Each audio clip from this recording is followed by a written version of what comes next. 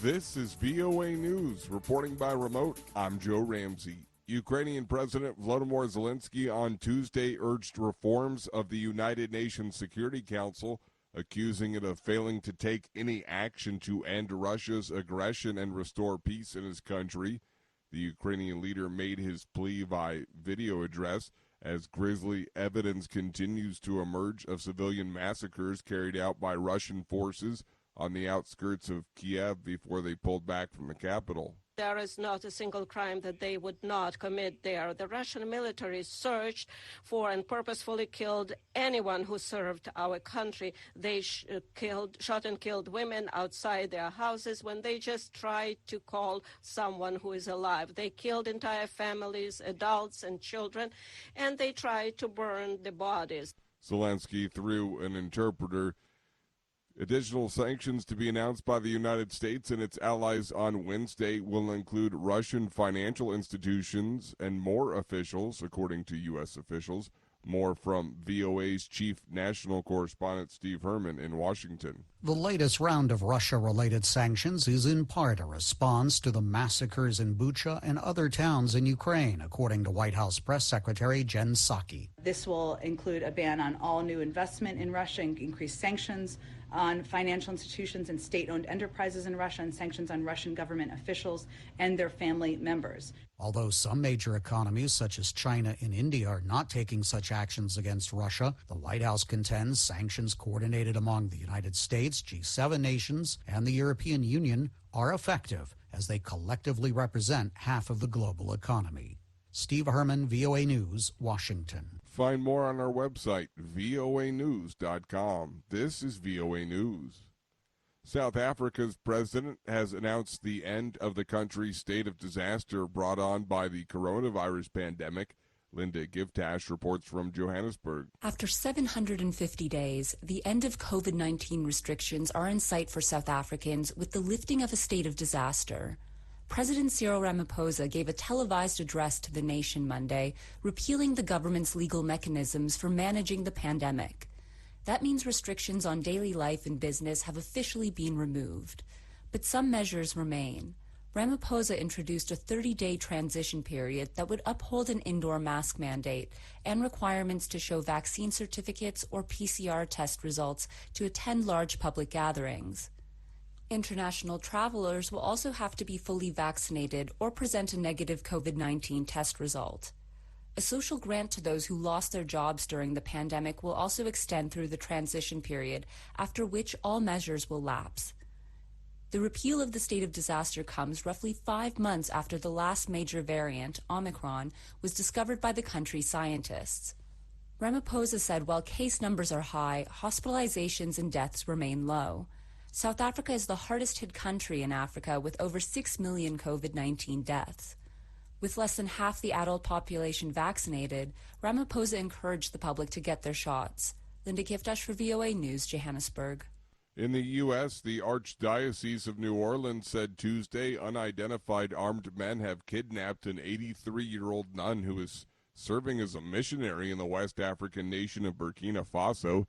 The bishop claims Sister Sulin Tenyenson was taken late Monday or early Tuesday by the men, who also vandalized the convent in Yaogo, the Archdiocese said in a news release. Tenyenson had been a missionary in Burkina Faso since 2014, they say. Officials did not know where she was taken. The once peaceful nation of Burkina Faso has seen a great deal of violence linked to Al-Qaeda and the Islamic State group over the past 6 years. Recapping our top story, additional sanctions to be announced by the United States and its allies on Wednesday will include Russian financial institutions and more officials. It comes after Ukrainian President Volodymyr Zelensky on Tuesday urged reforms of the United Nations Security Council, accusing it of failing to take any action to end Russia's aggression and restore peace in his country. The Ukrainian leader made his plea via video address as grisly evidence continues to emerge of civilian massacres carried out by Russian forces. Reporting by remote, I'm Joe Ramsey.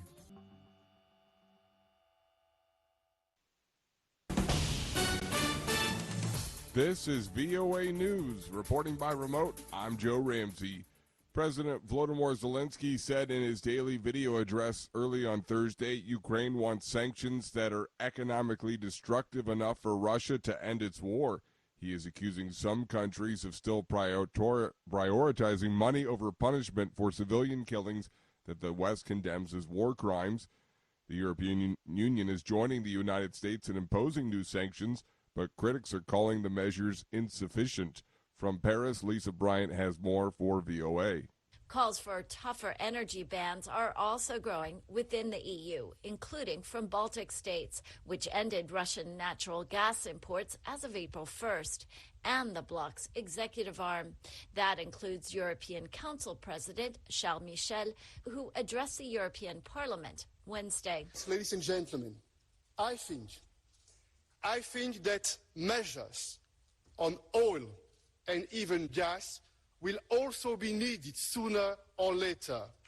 The same message was sent from the EU's foreign policy chief, Josep Borrell, who said the EU has paid Russian President Vladimir Putin more than $35 billion for energy imports since the war began, compared to only about $1 billion worth of arms and weapons the EU sent to Ukraine. For VOA, this is Lisa Bryant in Paris. Russia's 42-day-long invasion has forced more than 4 million people to flee abroad, killed or injured thousands, left a quarter of the population homeless, turned entire cities into rubble, and prompted a slew of Western restrictions on Russian elites and the economy. Find more on our website, voanews.com, or follow us on the VOA mobile app. This is VOA News. American big oil companies defended high fuel prices as U.S. lawmakers grilled top executives about record profits and prices at the pump.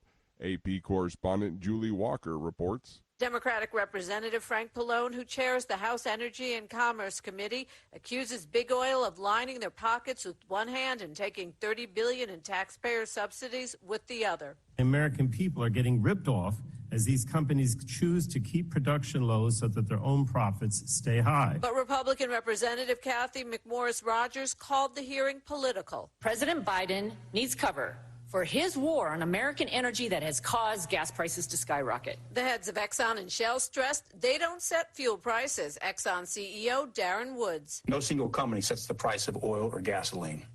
The market establishes the price based on available supply and the demand for that supply. The 6 companies at the hearing testified they recorded $77 billion in profits last year combined. I'm Julie Walker.